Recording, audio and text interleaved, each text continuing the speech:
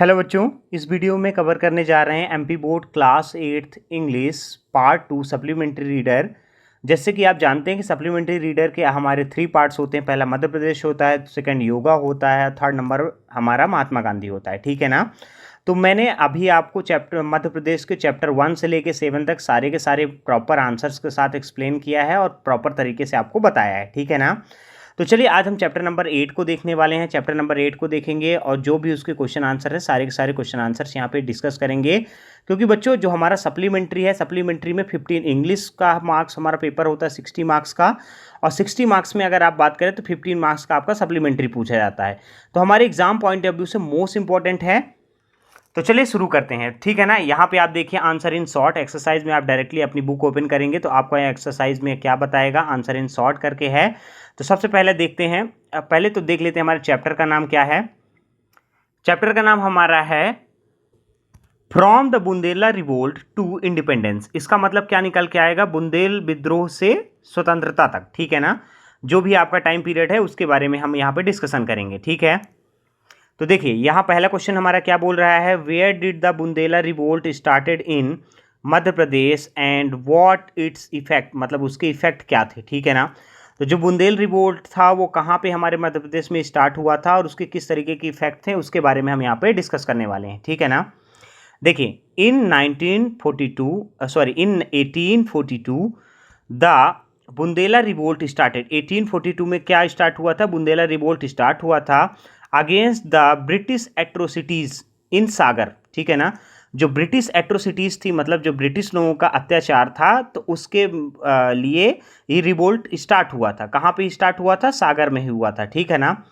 Farmer took up the arms against the Britishers. Farmers ने क्या किया था, जो हमारे किसान थे उन्होंने हथियार उठा लिए थे किसके उस विरोध में, ब्रिटिशर्स के विरोध में। एंड रिवोल्ट शॉर्टली, और उन्होंने क्या किया था, रिवोल्ट करने लगे थे। ठीक है ना।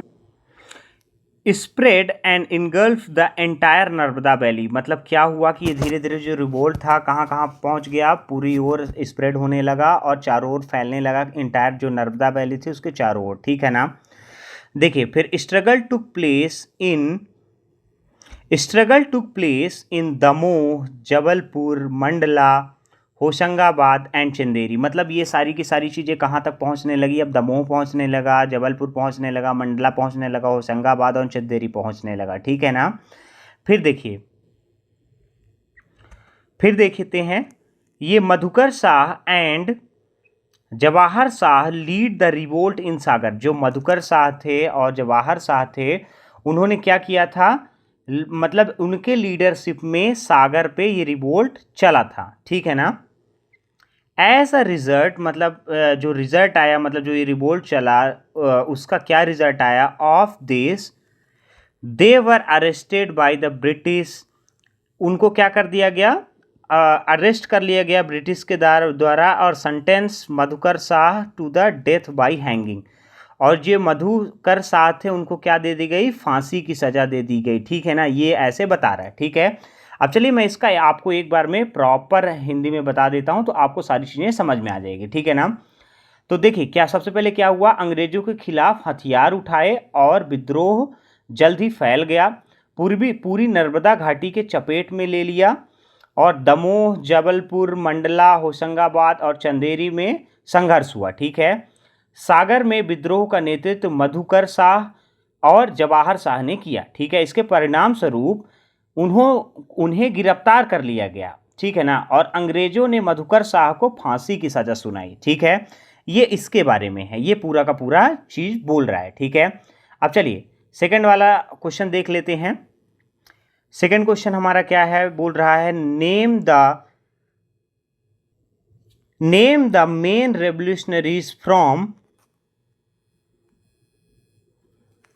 Madhya Pradesh who took part in first struggle of freedom इन 1957। आपको क्या बोल रहा है हिंदी में, इसका मतलब क्या निकल के आएगा कि मध्य प्रदेश के उन क्रांतिकारियों के नाम बताइए जिन्होंने 1857 के स्वतंत्रता में अपना भाग लिया था। ठीक है ना। प्रथम संघर्ष में भाग लिया था। तो इसका आंसर देख लेते हैं। सारे के सारे यहाँ पे हमारे जो क्रांतिकारी लोग हैं उनके बारे में यहाँ पे बात होगी। ठीक है ना। तो चलिए main revolutionaries from the Madhya Pradesh who took the part in the first struggle for freedom इन 1957। देखिए, जो मेन रेवोल्यूशनरीज थे, जो मेन क्रांतिकारी थे, जिन्होंने मध्य प्रदेश में पार्ट लिया था, जो पहला स्ट्रगल था किसके लिए, फ्रीडम के लिए, इन 1957 में, उसमें कौन कौन सा इंक्लूड था उसके बारे में हम बात करेंगे, ठीक है ना। तो उसमें इंक्लूड थे रानी अवंतीबाई, ठीक है, ये रानी अवंतीबाई हो गया आपका। एक मिनट में इसको सही से इरेज करके आपको बताता हूँ। रानी अवंतीबाई हो गया। फिर हमारा दूसरा नाम क्या है, सूरज प्रसाद हो गया, दूसरा नाम हमारा है सूरज प्रसाद, यहाँ पे देखिए। थर्ड नेम हमारा क्या है, रानी दुर्गावती हो गया, ठीक है ना। फिर रानी दुर्गावती के बाद क्या है, रानी दुर्गावती के डिकेडेंट शंकर शाह, मतलब जो उनके पीढ़ी के उस टाइम पे राजवंशज थे, तो वो कौन थे, शंकर शाह ने पार्टिसिपेट किया था, ठीक है ना। और शंकर शाह के बाद कौन है, रघुनाथ शाह। यहाँ पे आप देखेंगे तो नेक्स्ट नेम कौन सा मेंशन है हमारा, रघुनाथ शाह मेंशन है, ठीक है ना। फिर नेक्स्ट नेम हमारा क्या है, उसके बाद ठाकुर किशोरी सिंह, उन्होंने भी पार्टिसिपेट किया था किस पे, 1857 के जो स्वतंत्रता की पहली लड़ाई हुई थी उस पे, ठीक है ना। फिर राजा देख लेते हैं, यहाँ पे ये राजा है, ठीक, राजा मर्दन सिंह हो गया, ठीक है ना। फिर ढेलन शाह हो गए। फिर अगला नाम कौन सा है, मेहरबान सिंह हो गए। ये सारे के सारे नेम हैं जिन लोगों ने 1857 के रिवोल्ट पे उन्होंने क्या किया था, पार्टिसिपेट किया था, ठीक है ना। फिर उसके बाद क्या है, सूबेदार शेख रजमान, ठीक है, ये देख लीजिए, सूबेदार शेख रजमान ये हो गए। ठाकुर रणमत सिंह हो गए, ठीक है, ठाकुर रणमत सिंह रीवा रियासत के राजा हैं, क्योंकि मैं रीवा से हूँ तो मुझे पता है कि वो कहाँ से हैं, ठीक है ना। चलिए, फिर ठाकुर रणमत सिंह के बाद कौन है, हिंदूपत हो गए, ठीक है ना, हिंदूपत हो गए। फिर उसके बाद क्या है, उसके बाद नाम देख लेते हैं, कपार जंग अली हो गए, ठीक है ना, ये कपार जंग अली हैं, ठीक है ना, इन्होंने भी पार्टिसिपेट किया था। फिर कपार जंग अली के बाद कौन है यहाँ पे, सादत खान, ठीक है, ये नेम क्या है, सादत खान, इन्होंने पार्टिसिपेट किया था। फिर वंश गोपाल हो गए आपके, ठीक है, ये सारे के सारे कौन हैं, हमारे लीडर्स हैं जिन्होंने हमको क्या दिलाई थी, फ्रीडम दिलाई थी, हमारे लिए फाइट किया था।